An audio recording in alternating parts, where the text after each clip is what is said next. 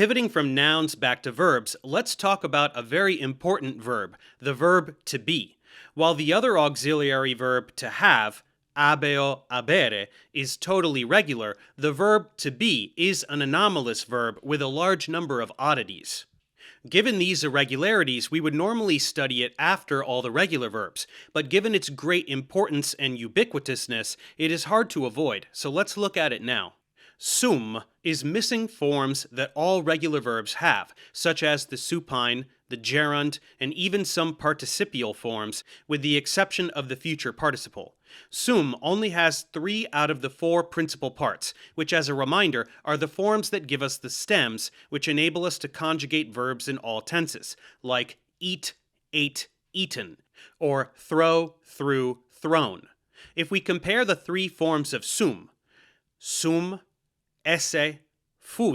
with any of the regular verbs we have in Latin, we will immediately see that sum doesn't fit any of the usual patterns. Once again, regular verbs of the 4 conjugations look like this. Amo, amare, amavi, amatum. Moneo, monere, monui, monitum. Mitto, mittere, misi, missum. Audio, audire, audivi, auditum. Sum is not like these. It seemingly has a mind of its own, and it needs to be memorized in all tenses. However, for now, let's concentrate on the conjugation of the present tense.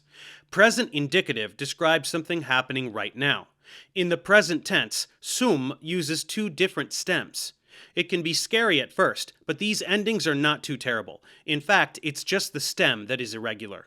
Sum, es, est. Sumus, estis, sunt. Now we must understand that sum is an intransitive verb, which means it can't take a direct object, but it can be used as a linking verb, connecting the subject of a clause with a description of the same. The description can be a noun or an adjective, or both. Let's just take these 3 sentences as examples. Horatius poeta est. Horace is a poet. Horatius clarus est. Horace is famous. Horatius clarus poeta est. Horace is a famous poet. The information about Horace, being a poet, famous, or a famous poet, is what is called predicate.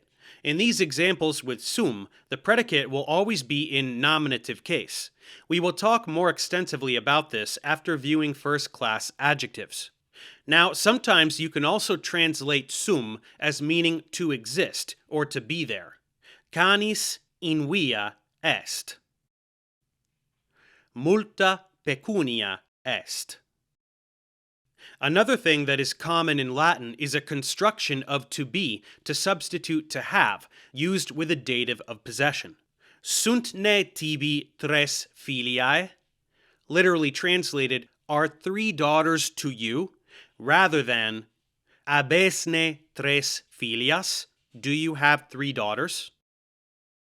Let's also mention that the ne you see enclitically placed at the end of the verb is an interrogative suffix used when the answer to a question is truly unknown. Num is used when the answer is probably no, while nonne is used when the answer is probably yes.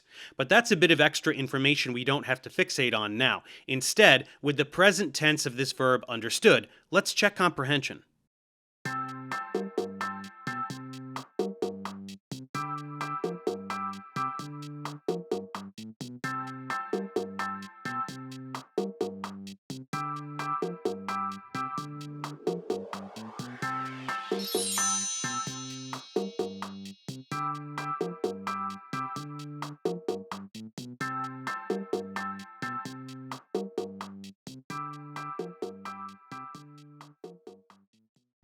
Thanks for watching. Subscribe to my channel for more tutorials. Support me on Patreon so I can keep making content. And as always, feel free to email me, ProfessorDaveExplains@gmail.com.